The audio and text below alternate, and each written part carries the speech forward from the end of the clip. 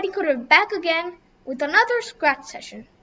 So just a recap of what we did in my previous session is that I basically just showed you guys what Scratch is and the basic block that we did to do Scratch. So this video is basically beyond that. This video we will talk about more blocks using Scratch. So let's see the other blocks that we can do using Scratch. So I'm already in my account, so I just click on this and go to my stuff. Then I'll just go and click on my new project.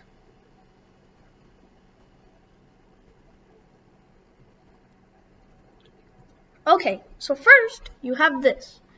And as you know from the last video, I showed you guys that first we go into events and have the when green flag clicked. Again, this is mandatory in Scratch. And today, I will explain you guys the forever, repeat, if condition, the if else condition, and also I will show you guys last the change why by. So before that, let's see all of the sensing and operating blocks. So first, let's see the sensing blocks.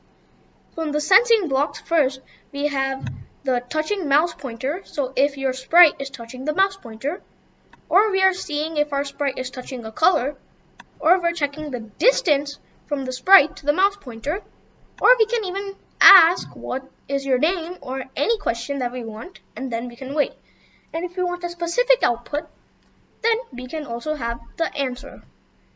And not only that, we can also check if any key is pressed or if the mouse is down.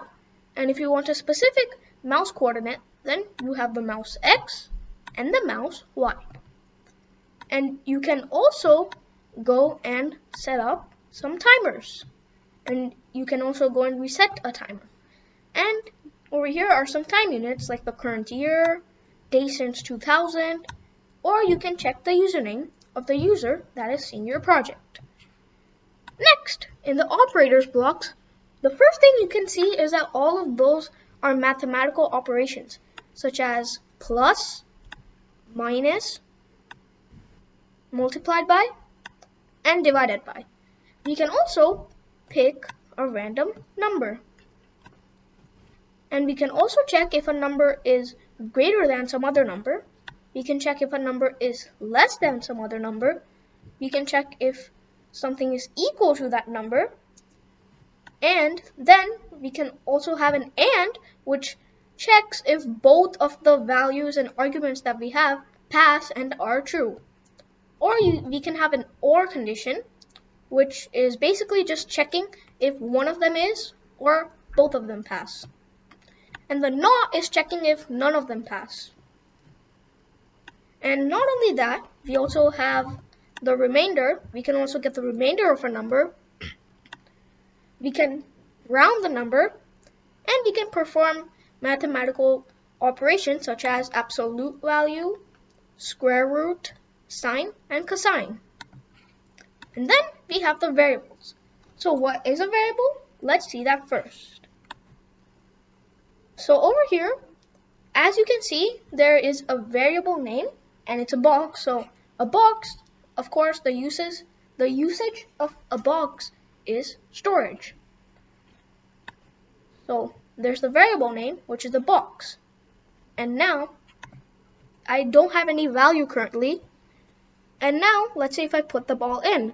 So now the variable value is the yellow ball. So you can already see that this is inside the box, so that is the value.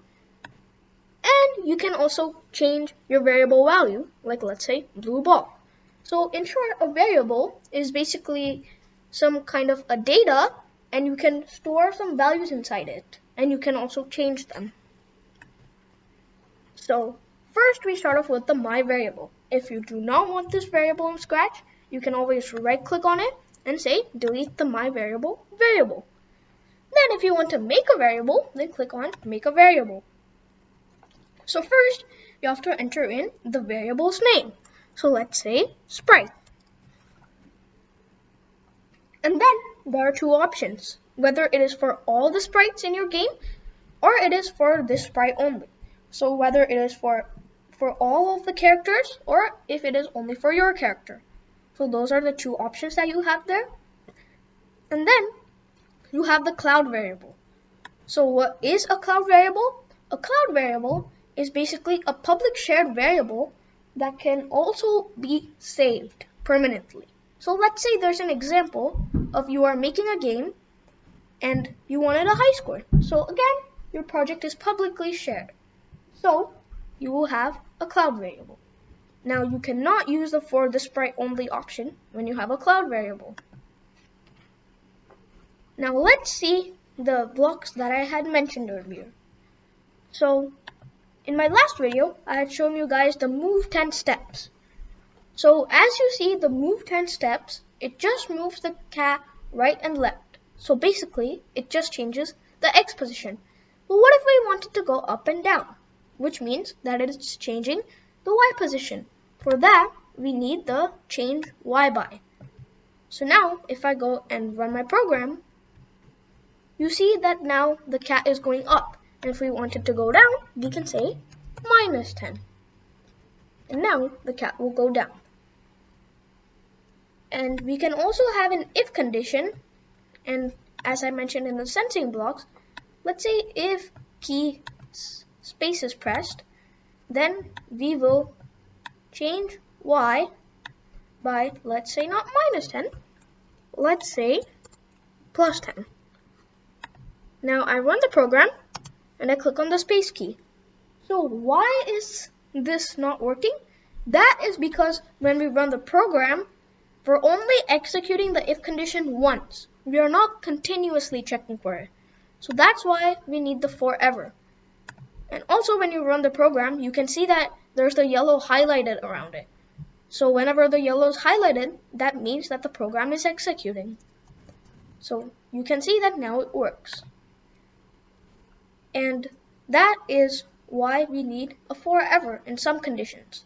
Now let's say if you were also given a task of like the same thing, the if condition, if the key space is pressed, then you will change Y by 10. But if it is not, then the cat will go down. So that's where the if else comes in between. You might also be thinking of having two if conditions, but that's not an accurate code. A better way is by having an if else. So you can just say that if the space key is pressed, then you will change Y by 10, or else you will just go and change the Y by -10. -10. So now you can see the cat is going down.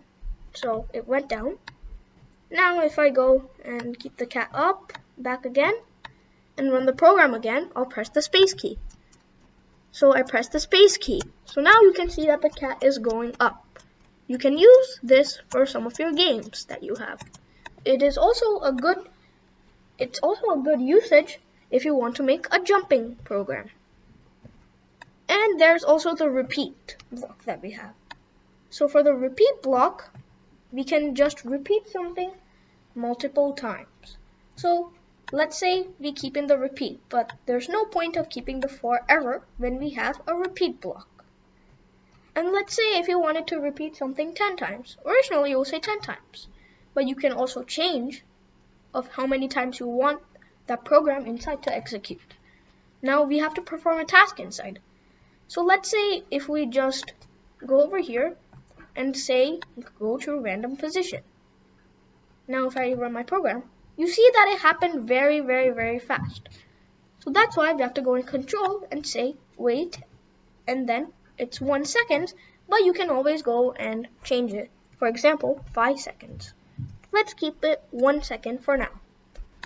So now 1, 2, 3, 4, 5, 6, 7, 8, 9, and 10. Then the program stopped. So you see that whatever I had inside, go to random position and wait 1 second. It did that 10 times, as you saw. And that wraps up this whole video. So I hope you guys liked it. please subscribe and like in my channel. Till then, see you later.